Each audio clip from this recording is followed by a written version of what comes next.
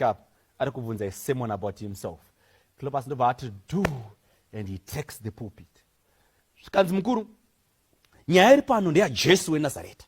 Jesu weNazareta uyu akanga ari muprofita mukuru, aita mabasa makuru. Come on now. Achita mabasa makuru, akanga ari munhu mukuru pakati pevanhu zvese nepamberi paMwari. Ndiye munhu watiri kutaura nezvake. One day vakuru vekwedu vakamutora ndobva vamutongera mhosva yerufu vakamurovera pamuchinjikwa. Hande pamashure mbichana bhaibheri rati mumwe wavo achitaura naye anoti Jesu akanga ari munhu mukuru, kunyange akabarirwa Nazareta. He was big in the eyes of men and in the eyes of God. Ndiye Mwari wandauya kuzokuintroducei kwaari. We worship a very powerful Jesus. Wekuti kana vanhu vakatarisa nemaziso vanogutsikana kuti tiri kunamata zviripo. Mwari ari kudenga akacheuka wachiona Kristu anogutsikana kuti apa zvakaringana. Jesus is a big somebody, not equated to any names of this world that you may think of. Jesus is too big to be compared. Jesus is too big to enjoy a comparison between whosoever may be big mumaziso evanhu. Kristu wedu munhu mukuru. He is too big. Now, anoti vachinzwa nyaya bhaibheri rinobva raenda pamwe parinoti varume ava vanoti vachitaura nyaya iyi vanoti pane nyaya yazoitika. Nyaya yaitika ndeyekuti takanga takatarisira. Meno takanga takatarisira kuti murume uyu anigona kuzotidzikinura kana kutiitirawo zvakanaka. Panoda kubatisiswa apa vanhu vaMwari nekuti these guys were so serious about the matter. Vakati vaona Jesu vakaona achifidha 5,000 vakati idzi dzine potential yekuti dzikinurai kubva kune vari kutidzvanyirira. Jesu ofamba pamusoro pemvura oti right, this is the man. Jesu osvika vamwe vachiraura oti kandai kwakadzika, vonyurura vobuda vane hove dzinotyisa oti aiwa tatopedza, achimutsa vakafa, achisvinudza mapofu, mhete makumbo dzichifamba. Ndobva vabvuma mani kuti this is the right candidate, tinowina naye tapinda. But Cleopas confirms, anobva ati asi nhasi rato zuva rechitatu hapana chatatitawana. Vanhu vaMwari ndoda kuti ndikutaurirei kuti vanhu vakanga vachifamba vari pedyo naJesu, they also expected something from him. They had their own interests dzavaiti dai zvaibvira zvasevwa. Remember Peter, one day anoti akagara vari juu vari paya zvikanzi mukuru pane conversation yatoda kuti tiite iri very critical.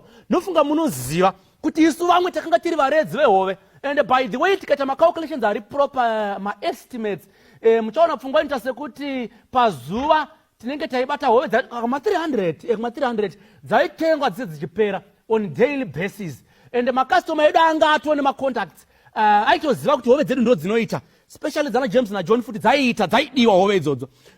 Saka tangoti kudzei kuti since then it's been about 3 years zvatikakuteverai tichawanei. Cleopas confirms the disappointment oti ratozuva rechitatu taifungidzira kuti zvichabuda, hapana kana chatakakumana, hapana. Ameno taifunga kuti pamwe zvichafamba zvakanaka. People were rightly placed pana Jesu zvekuti zvakanga zvakafanira kuti kana zvichinge zvangoita zvavaifungidzira vaenda nenyika, asi hazvina kudaro. Vari paya vanoti asi vakadzi vekwedu vakatishamisa nekuti vakamukira kubwiro. Vamukira kubwiro, mashoko ari kufamba ndeyekuti vane vakavaudza kuti akamuka. Maizviziva here chechi kuti dzimwe nguva tinogona kutogara tichiverenga zvinhu asi zvigonetsa kuraramika. Simon Peter, number 1, could not believe that Jesus has resurrected. Nekuti akadzokera aine machira ari disappointed on episode 1. Dai ari mumwe akaona machira chete akajamba oti zvaita murume uya amuka zveshuwa. Cleopas and his friend also confirms it's been a 3rd day. Nothing has happened. Takangorinda hapana chiri kubuda. Madzimai ekwedu atoenda akaudzwa kunzi akamuka asi hatisi kupona mushe. Madzimai ekwedu ari kutishamisa zvekuti pfungwa yaitoti madzimai aya atanga nyaya dzawo dzekupota achinyepa. Jesu anovatarisa, mwoyo wake unobatikana. Munyori anobva ati vakomana vakanga vakabatikana zvekuti mumwe wavo akatanga kudonhedza misodzi. Ndopatasvika tariro yedu inenge yagurwa. Hatizivi kuti pane zvimwe zvichaitika. But Jesus said to them, nai varume, munoita sei kwenini? How do you, munomuvishwapisa sei? Then ndobva ataka kufamba navo kubva kuna Moses. Achibva imomo ndobva apinda muvaprofita vamwe vese vakararama. Achipedza hoyo ari kunyaya yake, kuzvarwa kwake, kurarama kwake pasi pezuva. Hoyo ari pamuchinjikwa, hoyo amuguva ndobva anomuka nezuva retatu. Jesu achipedza achiisa full stop. Bhaibheri rinoti vakanga vakuswedera pedyo nekuEmaus. Ndobva aita seoda kupfuura. Ndobva varamba. Bhaibheri rinoti vakamugombedzera kuti hatigoni kudaro mukuru, tsananguro yamatipa iyi hakuna mumwe anogona kutisimbisa kunze kwenyimimi. Zvotoita chitotsaukai. Akwatodoka vakamugombedzera. Vakamubata bhachi. Vakati hatigoni kusiyai muchienda. Blessed are those vanoti vakaona pane upenyu panoponesa havasiye pakadaro. Vanopabata kuti hamungapfuure. Muimbi ndobva agara pasi. Anzi musandipfuure tenzi. Nzwai ndochema. Apo madaidza vamwe. Tenzi musandipfuure. Mumwe mutsigira. Hoti varipo na Cleopas vakaimba garai neni. Usiku wasvika. Tenzi garai neni. Vanditiza vamwe vabatsiri.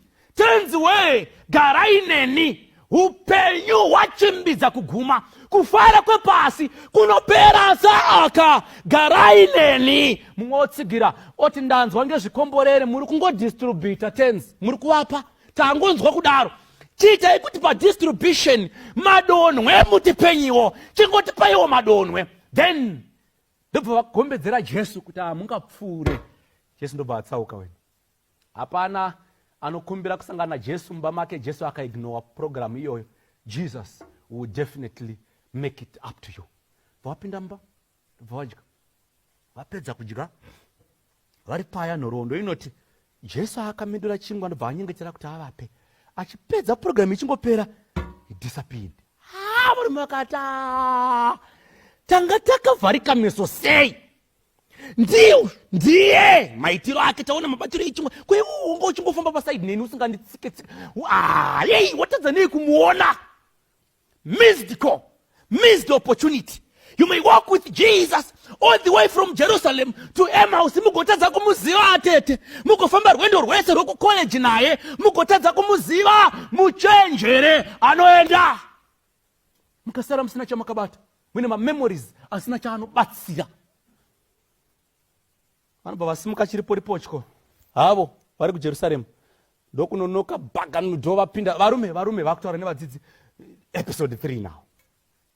Varume. Mukomana uya yamuka. Tatomuona hatatori naye murodhi tichifamba tichienda. Ndobva vati vakavatarisa vapana vaya vakati pfungwa dzinenge dzakurasika apa. Vakomana vanofanira kuziva kuti isusu takafamba naJesu ka. Saka na information ichitanga kuuya haingotangide kuenda kupovhu. Inopfuura nemukabineti yozouya kupovhu. Saka isi tisi tinofanira kuwana information sevadzi. Iva vaiwana vangato zvekuti Jesu angangopoye kuguva kota utofamba imi vakomana imi. Ndobva varamba, it was too good to be true.